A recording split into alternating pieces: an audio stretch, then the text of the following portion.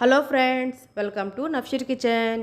Evening time snacks లాగా క్రిస్పీగా స్పైసీగా ఏమైనా తినాలనుకున్నప్పుడు గోధుమ పిండి, మైదా, బియ్యం పిండి వాడకుండా ఇంట్లో ఉండే పదార్థాలతోనే చాలా క్రిస్పీగా టేస్టీ అయిన చెక్కలు అయితే రెడీ చేస్తున్నానండి. ఎలా తయారు చేయాలో చూద్దాం. ముందుగా ఒక బౌల్ తీసేసుకున్నాను. ఇందులోని ఒక కప్పు వరకు అటుకులు అయితే తీసేసుకొని దీంట్లో వాటర్ అనేది పోసేసి శుభ్రంగా 2 సార్లు కడిగేయాలండి. అటుకులకి ఈ విధంగా కడిగేసిన తర్వాత ఒక టేబుల్ స్పూన్ వరకు వాటర్ అనేది పోసేసి ఒక 10 మినిట్స్ పాటు పక్కన పెట్టేయాలి. తర్వాత ఇందులోని ఒక కాల్ కప్పు వరకు శనగపిండి, 1/4 స్పూన్ వరకు పసుపు పొడి, 1 స్పూన్ వరకు చిల్లీ పౌడర్, 1 స్పూన్ వరకు ధనియాల పొడి, 1/2 స్పూన్ వరకు ఇంగువ, 1 టీ స్పూన్ వరకు చాట్ మసాలా, 1 టీ స్పూన్ వరకు జీలకర్ర, అలాగే 1/2 స్పూన్ వరకు సాల్ట్, అలాగే కొద్దిగా కొత్తిమీర, 2 టేబుల్ స్పూన్ వరకు నువ్వులు వేసేసి ఒకసారి అంతా కలిసే విధంగా కలుపుకోవాలండి. ముందుగా వాటర్ అనేది పోకూడదు, ఎందుకంటే ఇందులోని అటుకుల్లోని వాటర్ అనేది ఉంటాయి కాబట్టి. ఒకసారి మెత్తగా పిసికిన తర్వాత ఒక 4 టేబుల్ స్పూన్ వరకు నాకు వాటర్ అనేది పడ్డాయి. ఈ విధంగా వేసిన తర్వాత మెత్తగా దీన్ని మ్యాష్ చేసుకుంటూ చపాతీ పిండిలాగా మనం దీన్ని కలుపుకోవాలండి.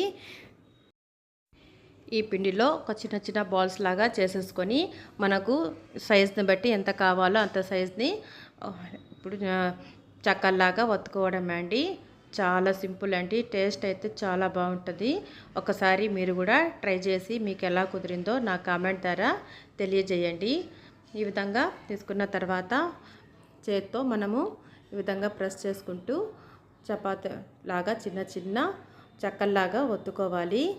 అన్నీ ఒకేసారి కనుక ఒత్తుకొని పక్కన పెట్టేసుకుంటే చాలా సింపుల్గా రెడీ అయిపోతుందండి. ఈ సైజు మందంగా ఉంటే సరిపోతుంది.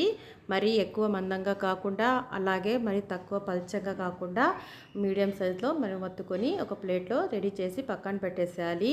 తర్వాత స్టవ్ వెలిగించి కడాయి పెట్టేసి షాలో ఫ్రైకి ఆయిల్ అనేది వేస్తున్నాను. ఆయిల్ వేడయ్యాక ఒక్కొక్కటి ఈ విధంగా వేసేసి ఇది మీడియం ఫ్లేమ్లోనే మనం ఫ్రై చేసేసుకోవాలి. చాలా సింపుల్ అండి, చాలా ఈజీ కూడా. టేస్ట్ అయితే చాలా బాగుంటుంది. ఈ విధంగా గోల్డెన్ కలర్ వచ్చేంత వరకు ఫ్రై చేసేసుకొని రెండో పక్కకి టర్న్ చేసేసుకోవాలి. ఇలాగే మిగతావి కూడా అన్నీ ఫ్రై చేసేసుకుని టేస్టీ అయినా సింపుల్ అయినా అటుకుల చెక్కలు, మసాలా చెక్కలు అయితే రెడీ అయిపోయినట్టే. చాలా బాగున్నాయి కదా, చూస్తుంటేనే నోరు ఊరుతుంది కదా. ఇంకెందుకు ఆలస్యం, మీరు కూడా ఒకసారి ట్రై చేయండి, మీకు కూడా నచ్చుతుంది. ఈ విధంగా అన్నీ మనం తీసేసుకొని సర్వ్ చేసుకోవడమే.